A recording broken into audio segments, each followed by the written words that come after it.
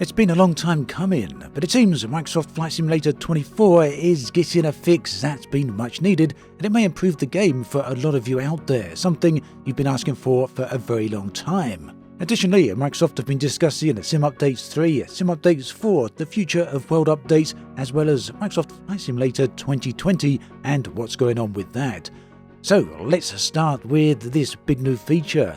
It's the ability to install most of Flight Sim 2024 directly to your PC, and you do that by going to the marketplace and then selecting My Library, and we'll talk about why this is important in just a moment, but let's have a look at this feature first. So from My Library you can see all the streamed elements, all the different packages that stream as you play. These are all organised into various different categories. We've got some of the main components of the game at the top and other components such as city updates and world updates as we scroll down. These categories are expandable. Inside of each one we can see different elements such as planes right here. 81GB for that plane, got another plane, 600MB for that one. You have the option then that you can choose each component individually, the ones that you might most want, and install those, or you can simply install the entire base content. And if we do that, we can see we need 217GB. I don't quite have enough on my particular hard drive at the moment. And we can install all the main components of Flight Sim 2024 for 224GB. So that makes it, a pretty big install, especially or even compared to many modern games out there, which tend to range around the 100GB mark, don't they? If we select all the components, we find things are a little bit different. Let's just show you what all the components actually are first. We've got all the world updates, different scenery updates, other components from Flight Sim 2020. Everything selected adds up to very close to 400GB. So yes, this is a very, very large sim. It requires a huge amount of data. Fortunately, you can select a different location for those downloadable assets. So even if you've got the sim installed onto one hard drive, you can choose a different location for the downloadable packs that you may want to install.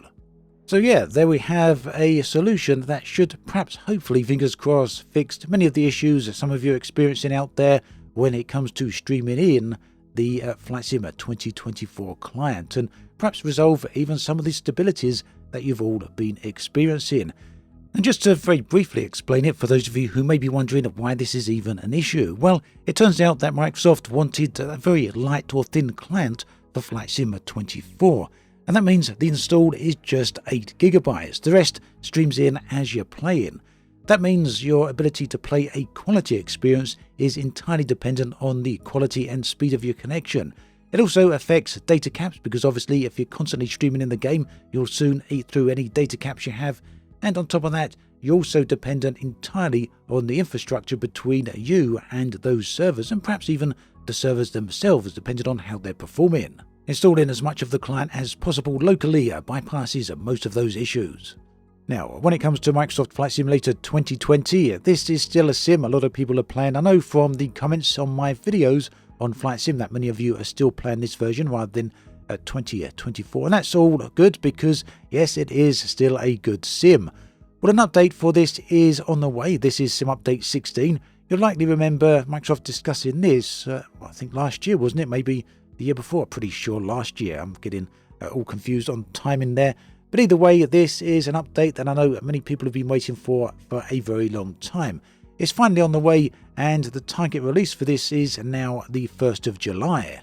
Now, the general principle for sim updates is that they introduce stability improvements, performance improvements, as well as bug fixes, but often introduce new features into the game as well. Not significant ones necessarily, like you might see with world updates, but still pretty impressive features as well. And one of the most important ones, arguably, for Sim Update 16 is unified world data. What does that mean? Well, it means that to all intents and purposes, Flight Sim 2020 is soon going to be using the same data, the same world data that's available in Flight Sim 2024. And that should mean, right across the board, there will be a lot of visual improvements. And there's a few examples on the screen that we can take a look at right here. These were from the Microsoft live stream. So what we've got on the screen right here is Aspen as it appears in Flight Sim 2020 right now. Microsoft highlighted a few areas that they really wanted us to pay attention to, and well, specifically the effect on the trees here. And this is what it's going to look like in Sim Update 16, so quite a large improvement. I'm going to flick between the two different images again there for you. I think that gives a pretty clear example. And then we've got an example of Sim Update 16 in Flight Sim 2020 right here, the same area, compared to how it looks in Flight Sim 2024. Just jump between the two images there a little bit just to give you a bit of a better comparison. We also got another example right here from somewhere in Spain. You can see this is as it looks right now in Flight Sim 2020. And this is how it looks in the upcoming Sim Update 16. Quite a big improvement in my opinion. And here's a comparison to Flight Sim 2024, same location. So quite clearly this is a big improvement for Flight Sim 2020, huge improvements graphically all around the world. That said, Flight Sim 2020 is not going to be getting everything from Flight Sim 2024. Here's a little table, a little screen just to point out what it is getting versus what it isn't getting. So it will be getting aerial images, digital elevation map improvements, vector data as well, which will help improve the appearance of roads, building footprints as well as water bodies, and of course generic airport data. It won't be getting any new tin city data because it already has that, and it won't be getting countryside photogrammetry data at all. I don't think it has that right now, and it's not going to be getting that in the future. A little bit of a downside because the new countryside data is actually very good.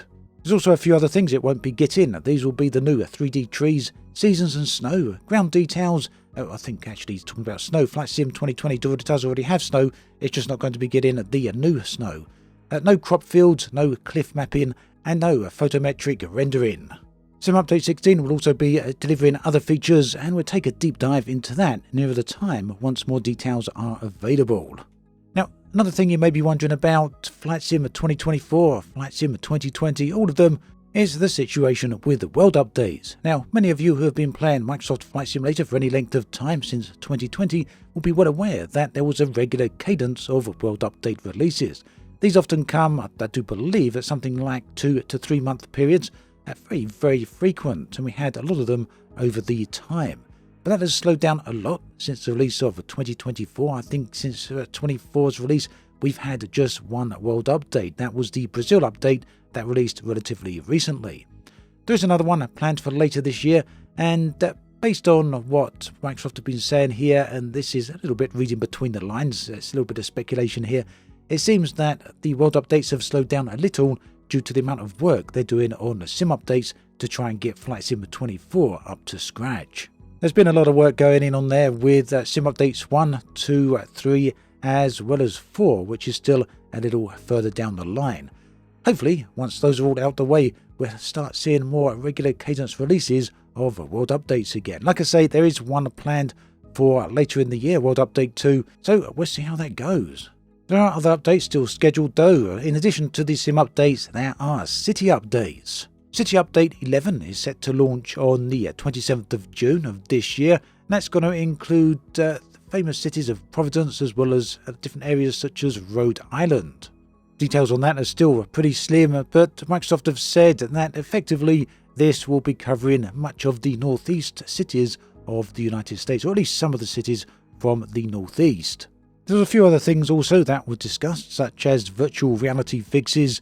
They say there's some improvements coming to VR with Sim Update 3, but based on the comments I'm seeing on the internet, there's other problems with VR that are still outstanding. And that's led to Sobo to pointing out that VR is a continuous focus, so I suspect we'll see more fixes on this over time.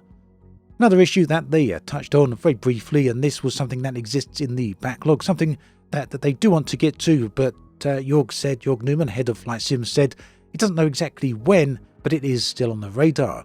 And this was static fauna. Fauna, of course, being animals, and the other option was for static aircraft. Now, there should be an option to disable both of these within the game. That option, unfortunately, seems to be unavailable on Xbox, and that's something that hopefully will be fixed in the future. Reason being that disabling both of these can give us a bit of a frame rate boost for those who want that option. Another item that Microsoft briefly touched on was some fictional planes that are available in Flight Sim 2020. These are the Halo Pelican as well as the Ornithopter from Dune.